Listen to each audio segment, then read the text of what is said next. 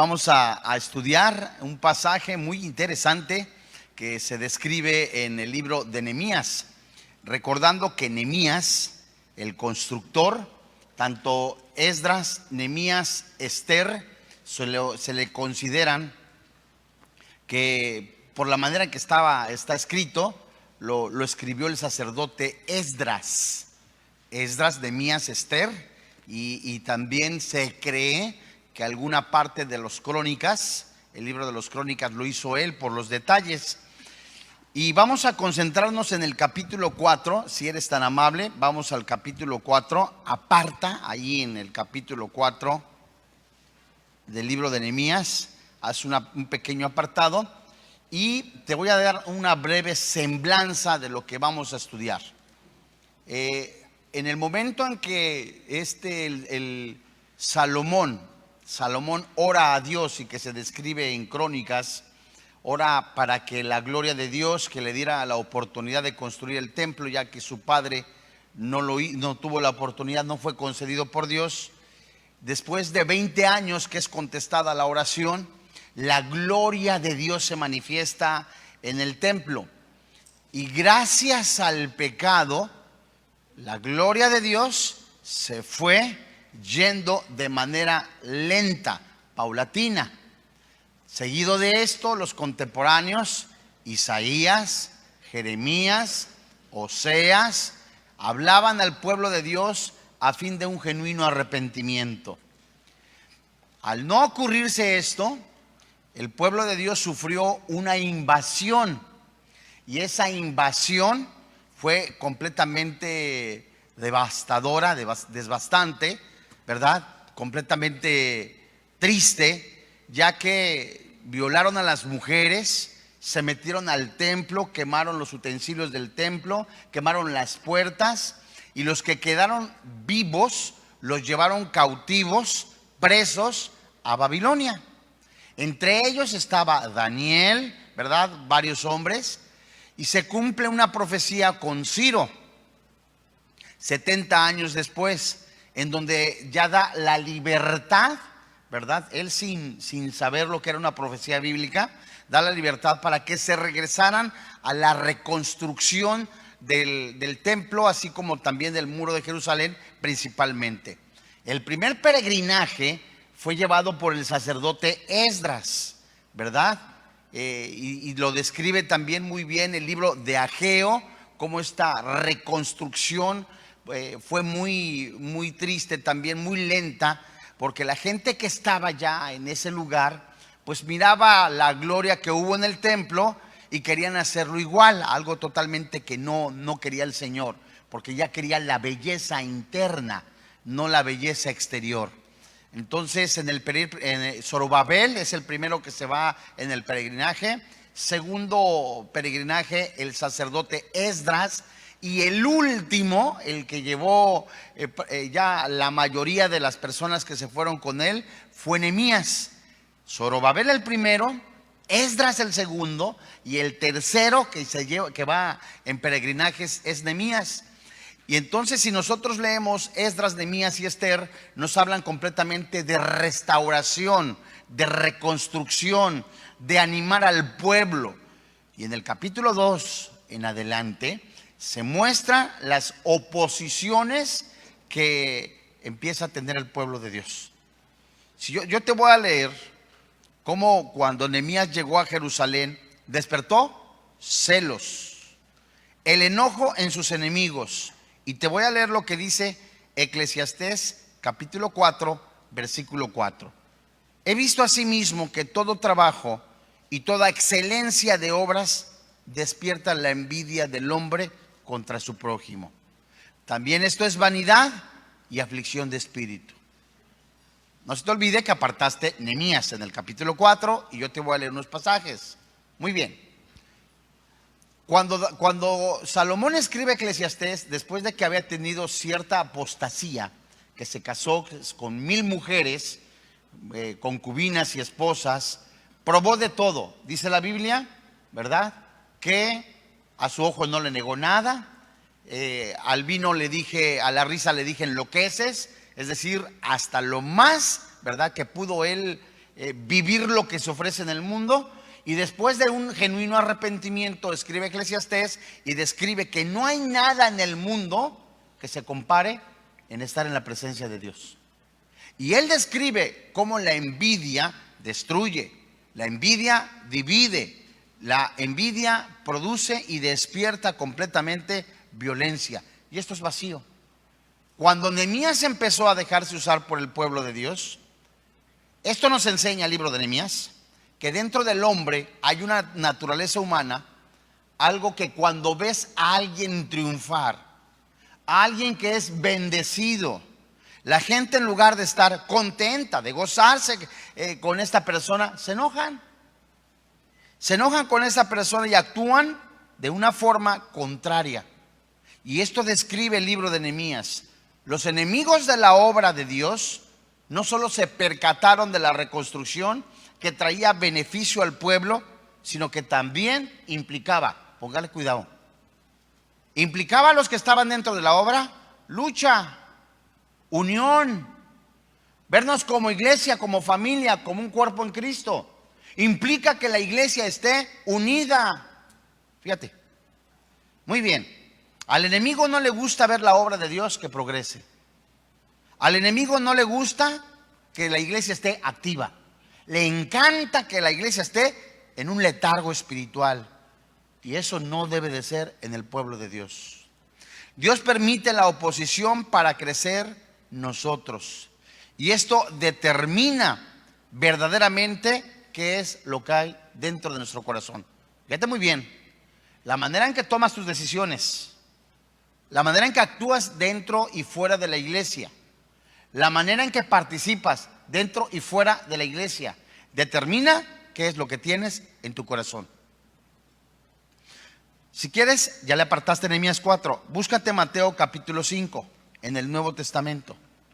Estamos viendo nada más la introducción de un tema titulado Venciendo la oposición.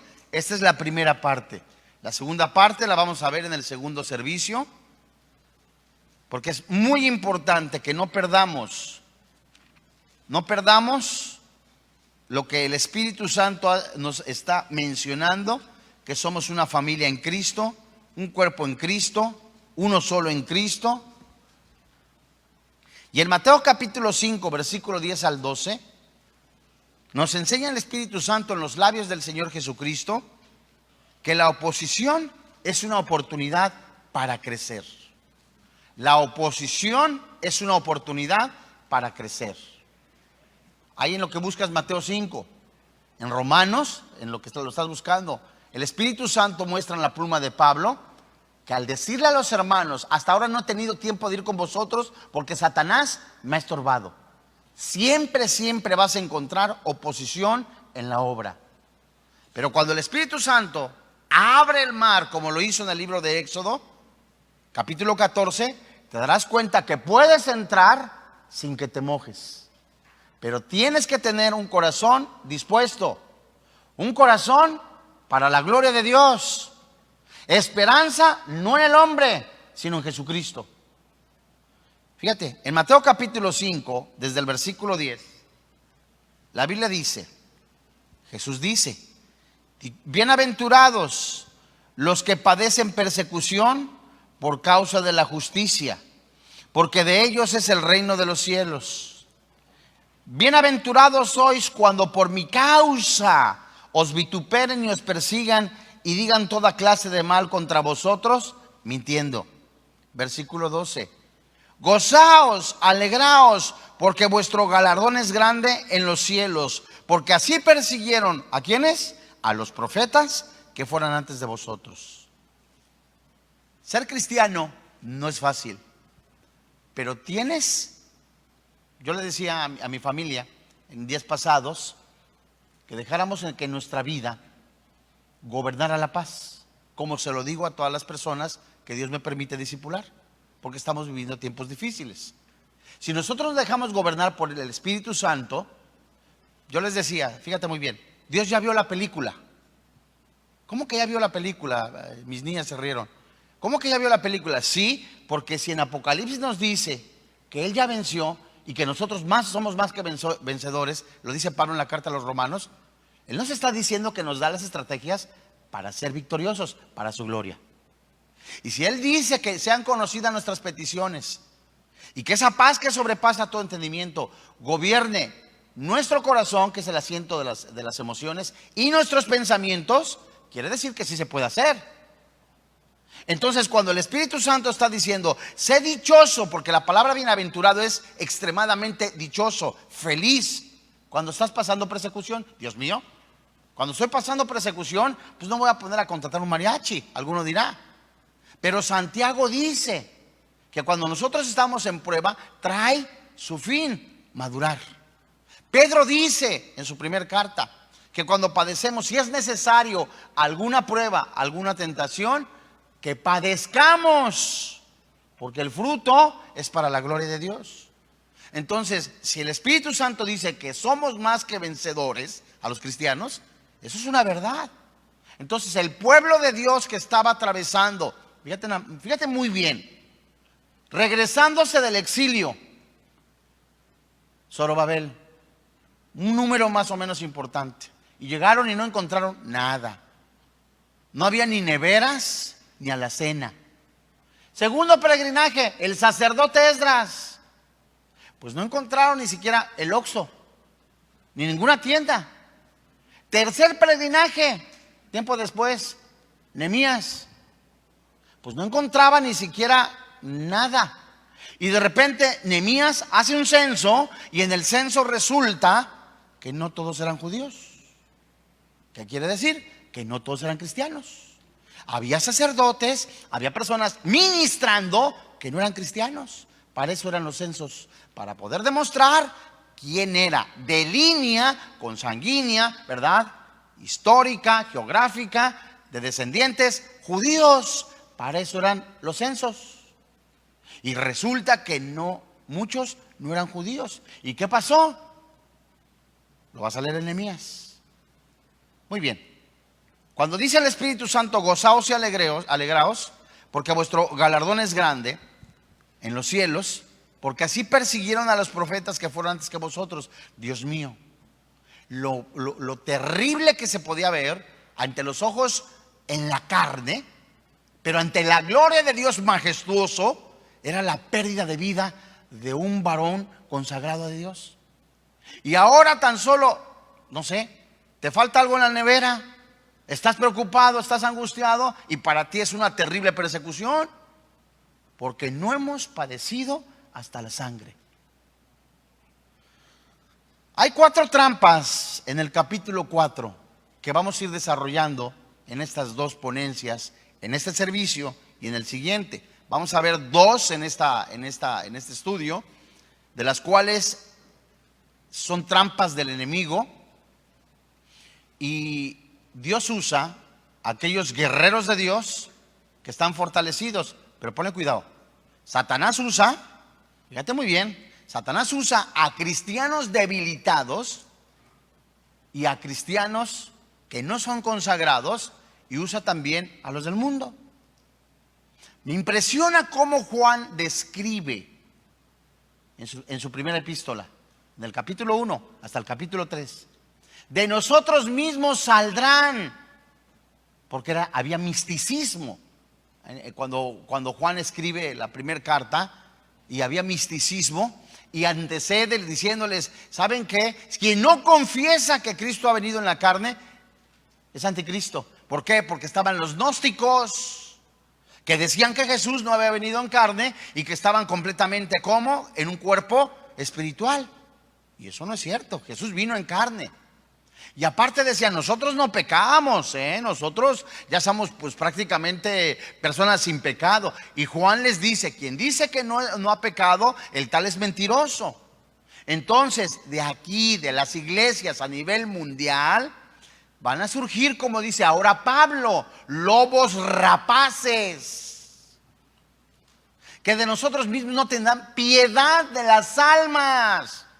Y Pedro da la descripción: personas completamente inmorales, lasciviosas, atestadas de inmoralidad, seductoras, hijos del diablo.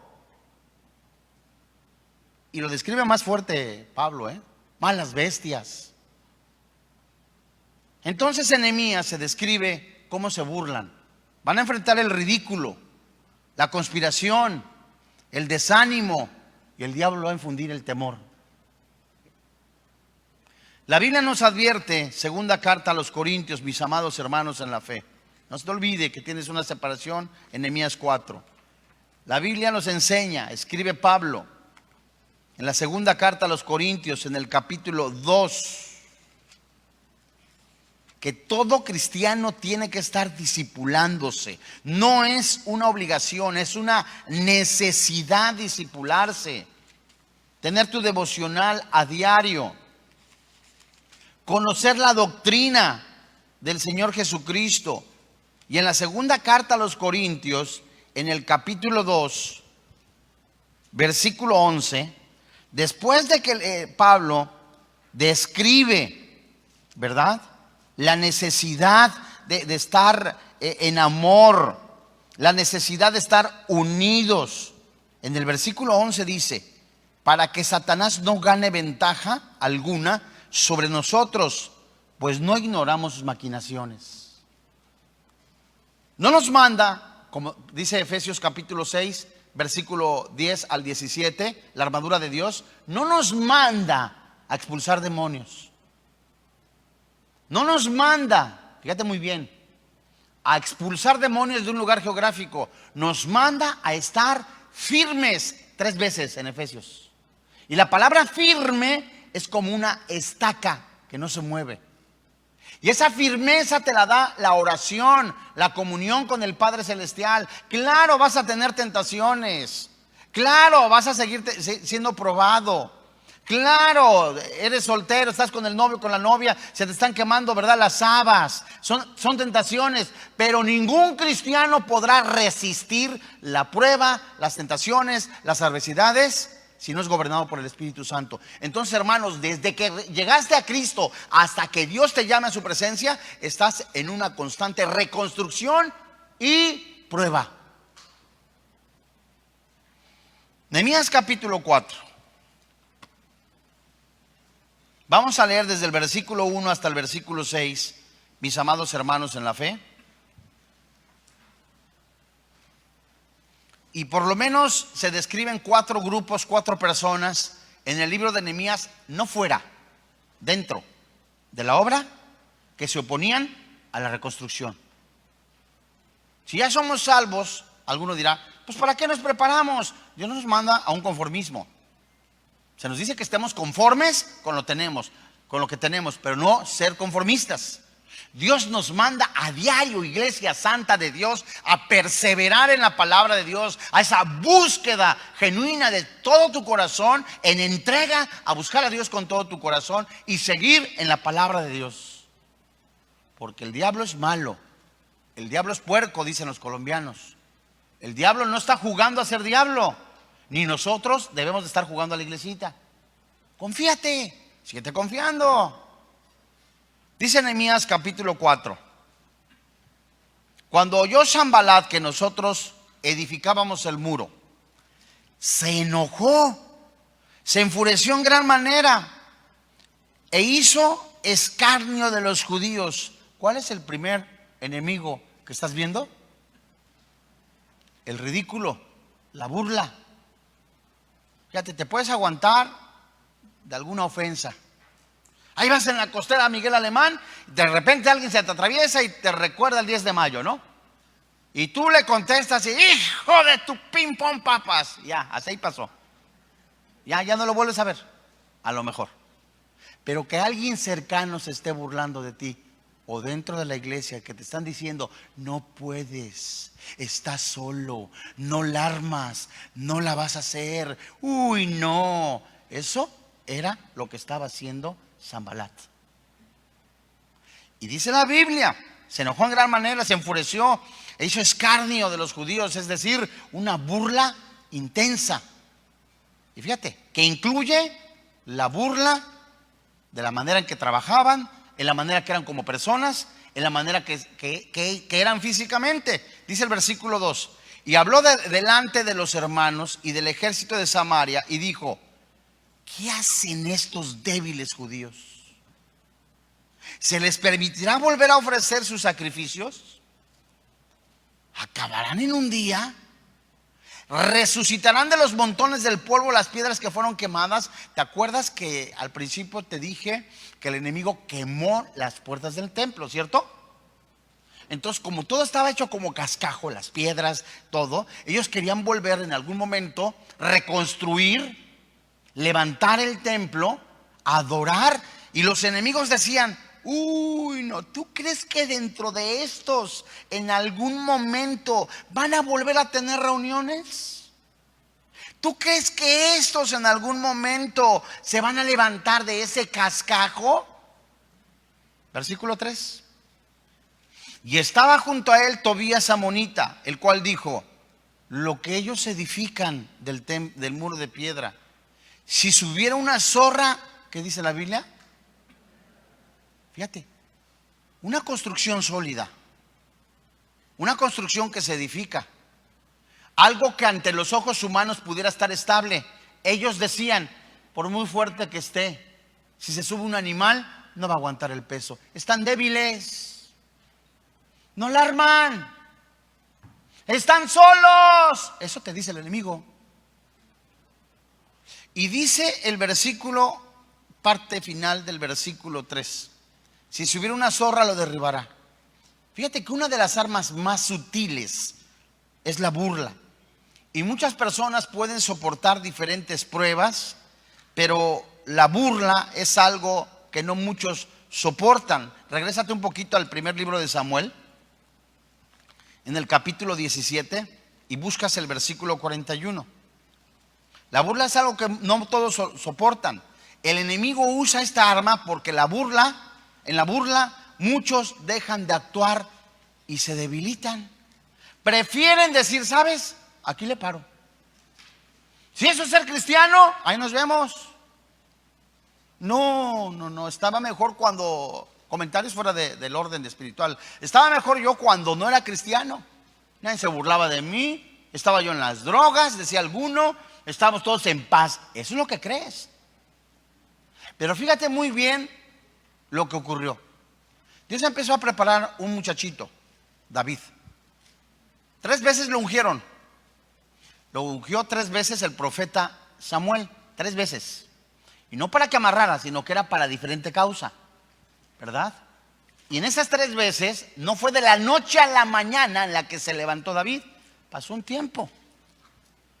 Pero los hermanos de David, no sus primos, no los vecinos, sus hermanos, lo veían como si nada.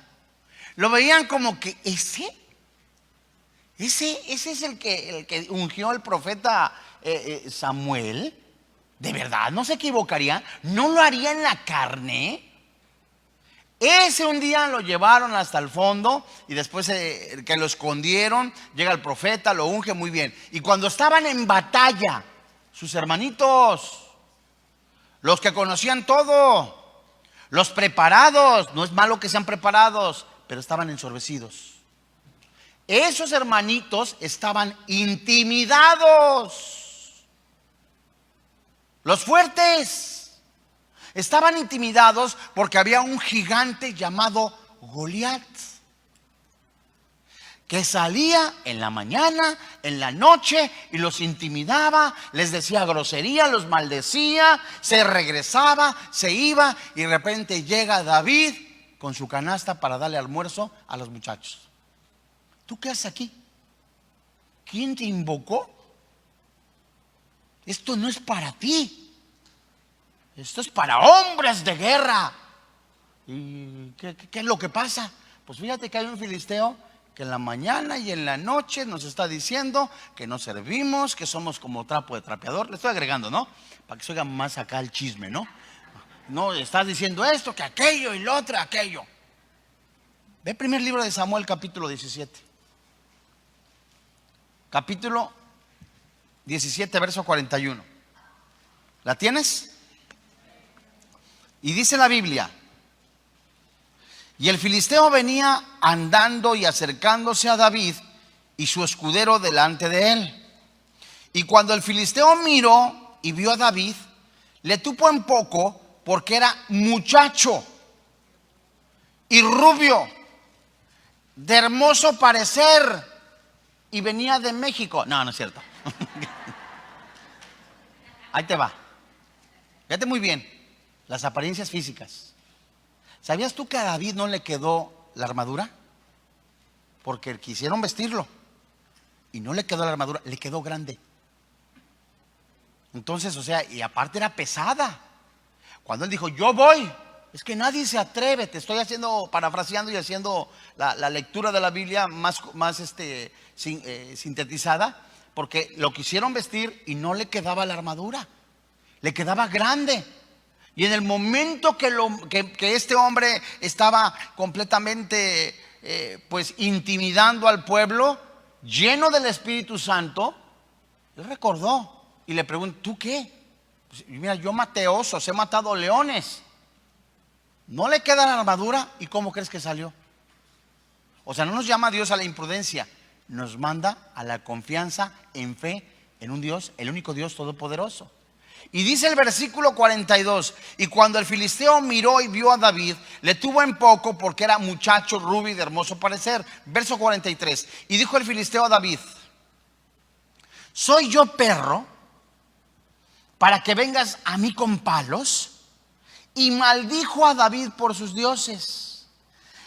Dijo luego el filisteo a David, ven a mí y te daré tu carne a las aves del cielo y a las bestias del campo. Entonces, verso 45, entonces dijo David al filisteo, tú vienes a mí con espada y lanza y jabalina, mas yo vengo, ¿qué dice? A ti en el nombre de Jehová de los ejércitos y el Dios de los escuadrones de Israel, a quien tú has provocado. Jehová te entregará hoy en mi mano y yo te venceré y te cortaré la cabeza y daré hoy los cuerpos a los filisteos, a las aves del cielo y a las bestias de la tierra, y toda la tierra sabrá que hay ¿qué? Dios en Israel. El miedo, la burla, no puedes. Estás solo, no alarmas. Si tu mente, si tu alma, tu espíritu no están, permíteme la expresión, sincronizadas con la palabra de Dios y el Espíritu Santo, tu alma, tus emociones, tu carne te ganan.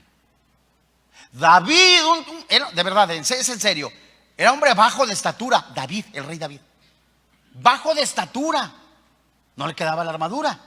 Bajo de estatura, que él no estaba confiando en las estrategias que el mundo ofrecía. No que era malo que se pusiera la armadura, sino que estaba viendo la intimidación, escuchando la intimidación de Goliat, un gigante, como lo hace un gigante, y te dice, no sirves, no vales nada, eres una persona sin propósito. Esas son mentiras del diablo.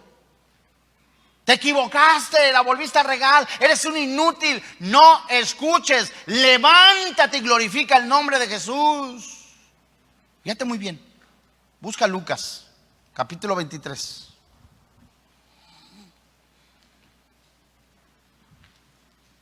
Cuando nosotros nos concentramos en las burlas, sí es cierto, a lo mejor sí es cierto, entre más vas subiendo, fíjate muy bien, entre más vas subiendo, entre más vas madurando, entre más, permite la expresión, entre más vas escalando la carrera de la fe, los vientos van a ser más densos, va a haber más tentaciones, va a haber más persecuciones, va a haber más burla. Y si tú no estás equipado con las botas espirituales, con el yelmo de la salvación, los pies prestos al evangelio, significa vivir la palabra de Dios. Si tú no estás equipado en la oración, en la comunión con el Padre Celestial, te puedes resbalar. No hay tal caso que ya te la sabes. No hay tal caso de que, mira, así le hacemos y le hacemos de esta manera, uy, uy, uy, ay, ay, ay, y después sabes que te confías en la carne, te vas a caer. Fíjate lo que dice Lucas en el capítulo 23, desde el verso 35. Lucas 23, verso 35.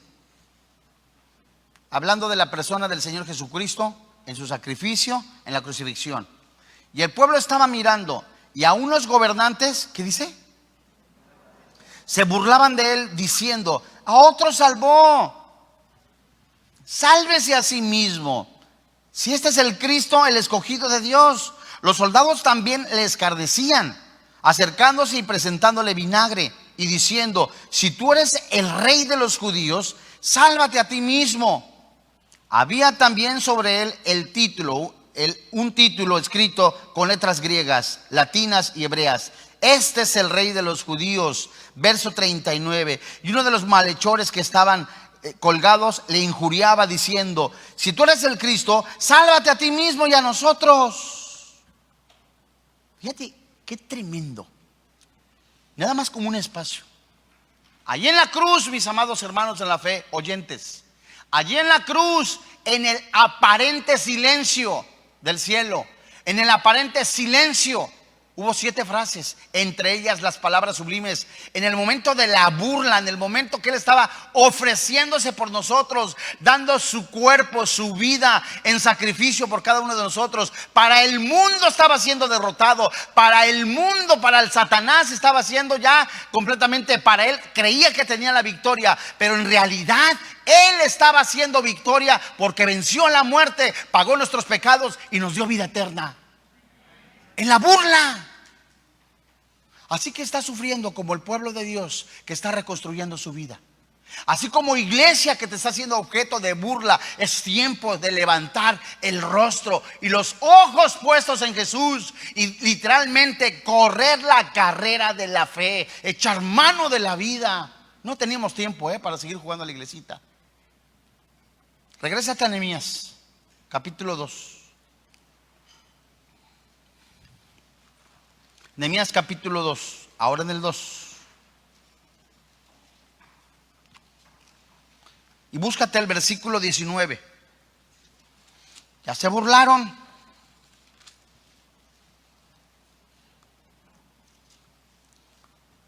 Nehemías capítulo 2, verso 19. ¿La tienes? Y dice la Biblia: pero cuando lo oyeron Sanbalat horonita, Tobías el siervo amonita, Gesem el árabe, hicieron escarnio de nosotros. ¿Y qué? Y nos despreciaron diciendo: ¿qué es esto? ¿Qué hacéis vosotros? Te está revelando. O sea, aquí viene la conspiración. Aquí está la murmuración. Aquí está el chisme. No fuera de la iglesia, ¿verdad? No enfrente, dentro. Hablando mal del líder, hablando mal de la autoridad. Y estos ya se están saliendo de sus casillas. ¿Quiénes decían? Tobías, ¿verdad? El árabe. Mira lo que están haciendo. Se están revelando. Ya se les subió. Qué triste. Sanbalat ridiculizó a los obreros. Sanbalat ridiculizó la obra de Dios. Sanbalat ridiculizó los materiales de la obra. Tobías ridiculizó la muralla. Fíjate muy bien, lo que una muralla es que protege la ciudad, lo es la oración y la santidad. Fíjate muy bien, lo que es para una nación un muro que protege, lo es la vida del cristiano, la oración y la comunión, protección. No significa de que ahora oré, me va a ir bien. No, significa que Dios en su misericordia te da un cerco cuando está en tu corazón sincero, dispuesto a alabar a Dios. ¿Cómo vencieron ellos? Nehemías capítulo 4, versículo 4. ¿La tienes? Nehemías 4:4. Dios mío, ya estamos, ya no aguanto esta persona. Alguno dirá, se burlan mucho de nosotros, de la manera en que estamos llevando las cosas, la manera en que nosotros estamos trabajando, la manera que estamos organizándonos. Digo, en lugar de ayudar, en lugar de bendecir, en lugar de juntarse con nosotros, están poniendo división. Fuera no, otra vez, dentro de la iglesia. ¿Qué hizo Nehemías? Juntó, ¿verdad?, a los coordinadores. Nehemías, la autoridad que Dios puso, la autoridad que Dios pone en la iglesia, y clamó, versículo 4: oye, oh Dios nuestro, que somos objeto de su menosprecio. Vuelve el baldón de ellos sobre su cabeza. Entrégalos por despojo en la tierra de su cautiverio. Verso 5: no cubra su iniquidad, ni su pecado sea borrado delante de ti, porque se airaron contra los que ¿qué? Edifican. Métete con una persona que Dios ha puesto. Nada más métete, cálale. Que haya ira, que haya división, que haya contienda, que haya morbo, que haya pecado en tu vida en contra de que alguien puso Dios, y ve cómo te va. No es amenaza, ni tampoco es intimidación, porque te estás metiendo con Dios.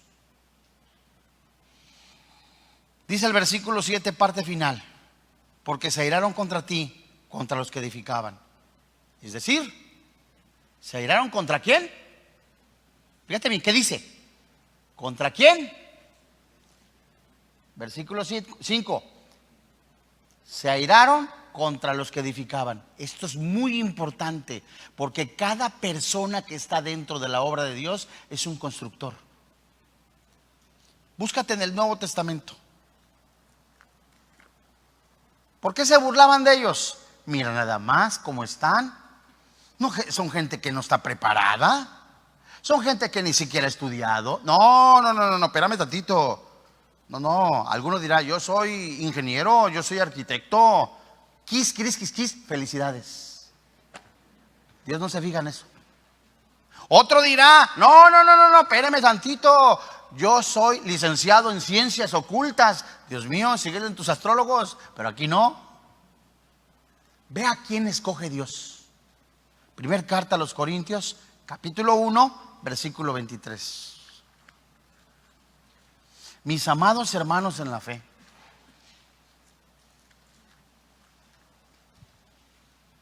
Pablo, primera carta a los Corintios, capítulo 1, verso 23 en adelante. En lo que lo buscas, quiero decirte que cuando escribe Filipenses, se describe a sí mismo de lo que sabía. ¿Quién era? El linaje de Benjamín.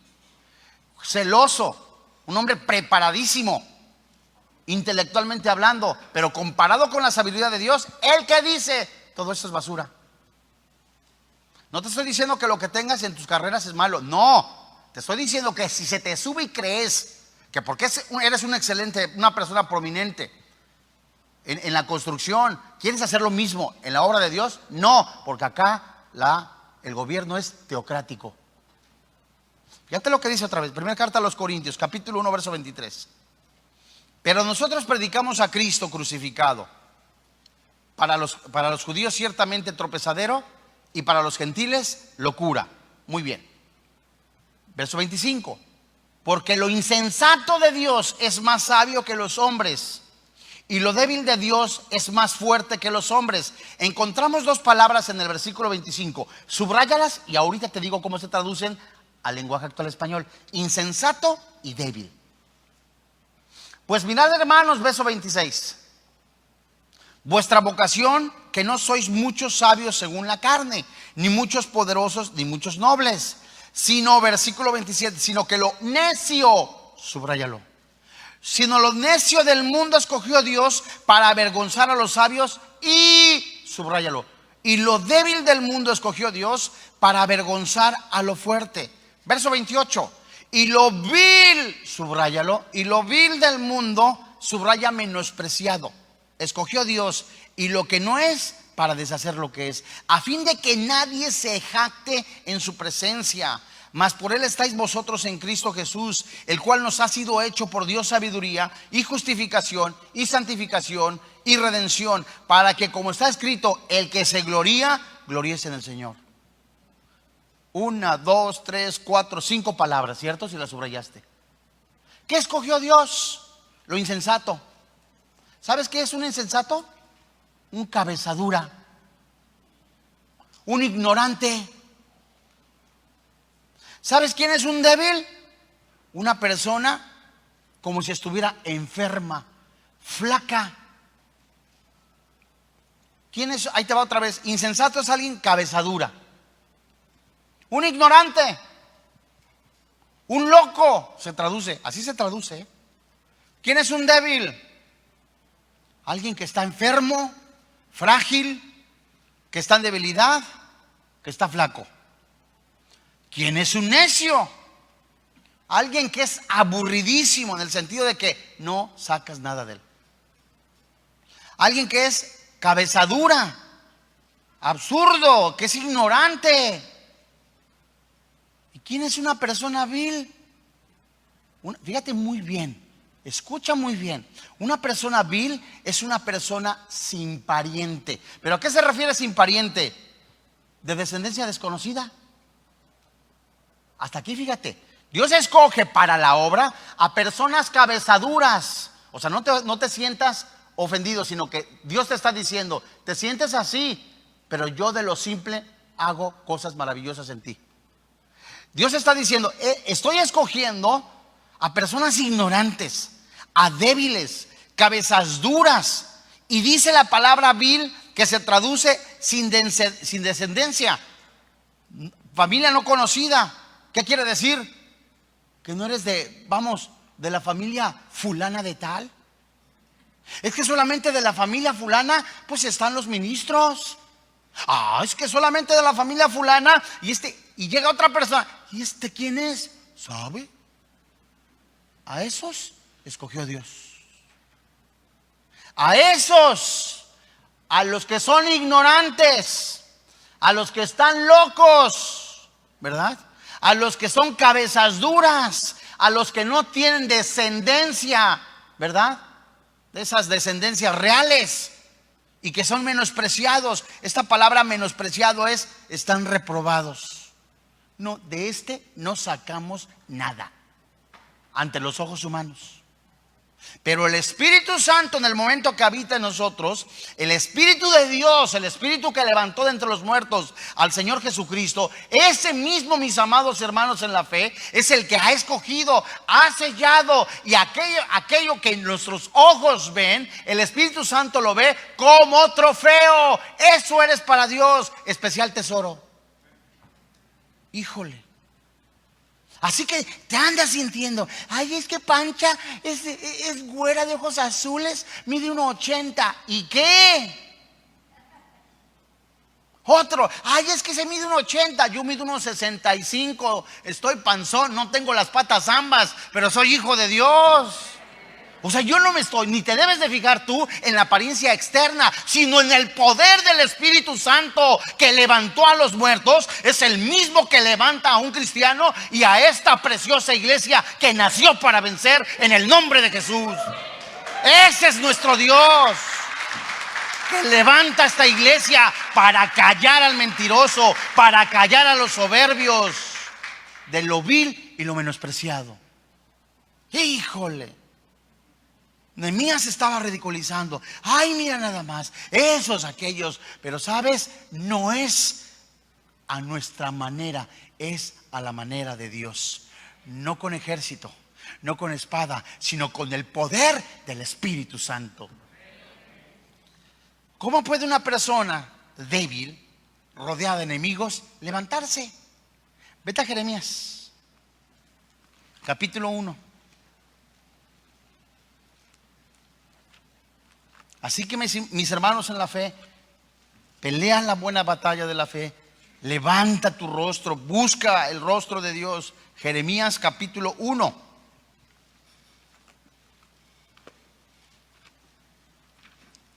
Versículo 17.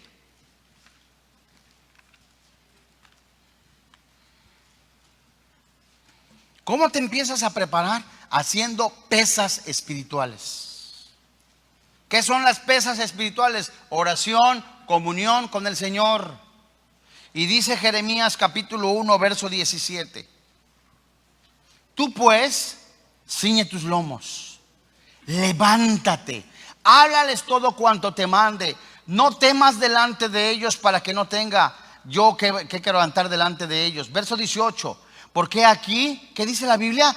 Yo te he puesto en este día como ciudad fortificada, como columna de hierro, como muro de bronce contra toda esta tierra, contra los reyes de Judá, sus príncipes, sus sacerdotes y el pueblo de la tierra. Verso 19. Pelearán contra ti, pero no vencerán. ¿Por qué? Porque yo estoy contigo. ¿Quién dice? Jehová, para librarte. Gloria a Dios. Qué maravillosa es la palabra de Dios. Lánzate a Jeremías capítulo 20 y léete conmigo el versículo 11. Dios mío, son tiempos de levantarnos. Que el Espíritu Santo siga levantando a esta iglesia, a los matrimonios, a los varones, a los jóvenes, para la gloria de Dios. Y el Espíritu Santo dice, Jeremías capítulo 20, verso 11.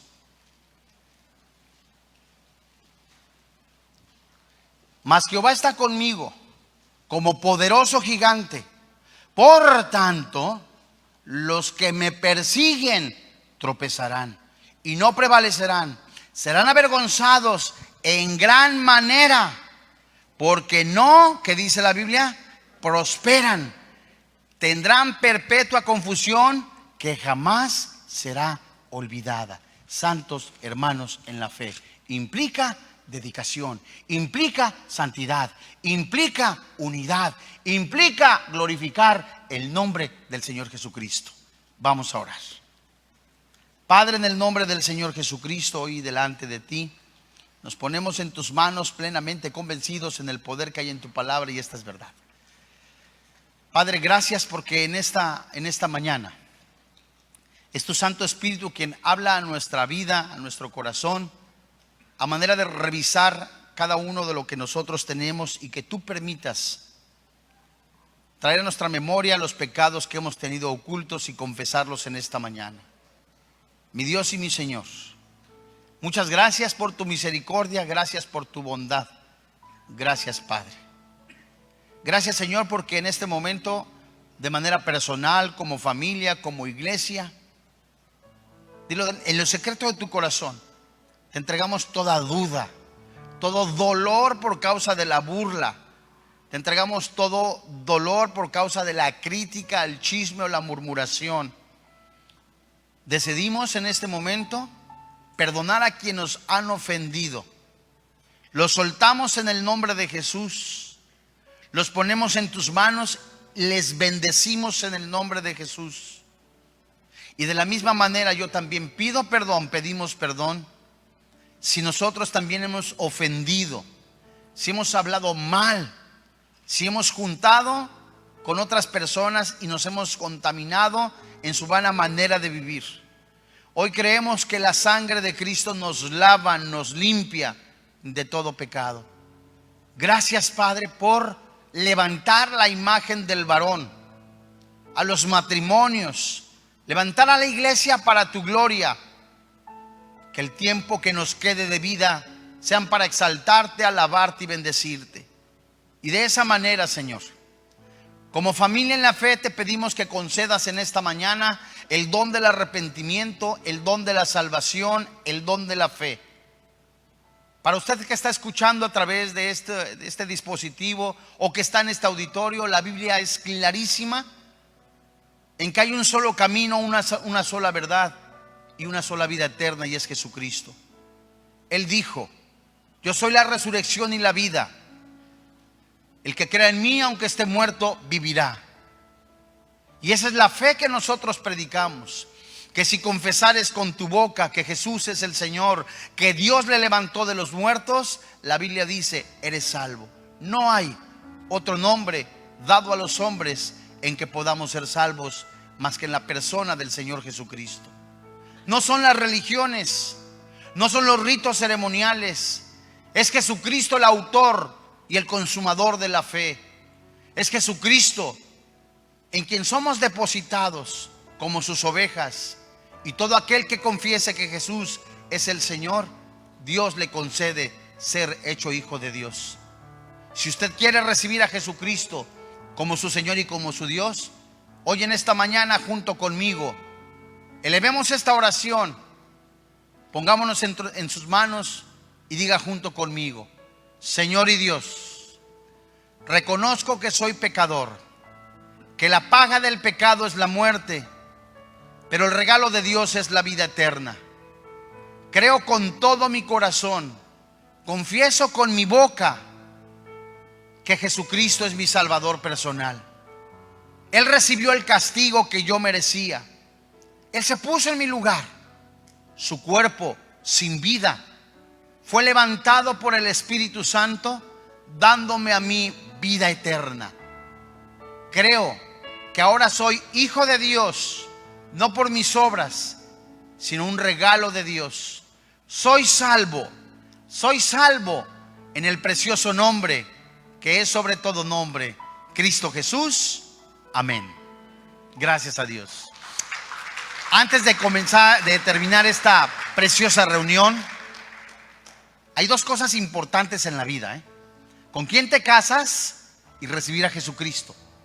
Y en las dos tiene que haber fidelidad, honestidad, pureza. Y en las dos hay fiestas. Porque cuando un pecador se arrepiente, en el reino de los cielos, pues hay fiesta. Y en una boda hay fiesta.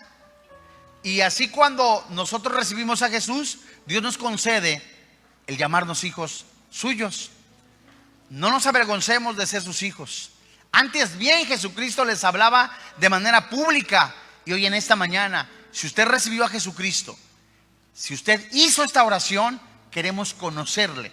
Queremos acercarle parte de la palabra de Dios a través de un tratado. Pero queremos sobre todo darle gracias a Dios por este tiempo. Si alguien hizo esta oración, desde allí, desde su lugar, sea usted tan amable, levante su mano. ¿Alguien hizo esta oración? ¿Alguien recibió a Jesús? ¿Alguien recibió a Jesucristo? ¿Alguien le dijo: Señor, tú eres mi Señor y mi Dios? ¿Alguien recibió a Jesús?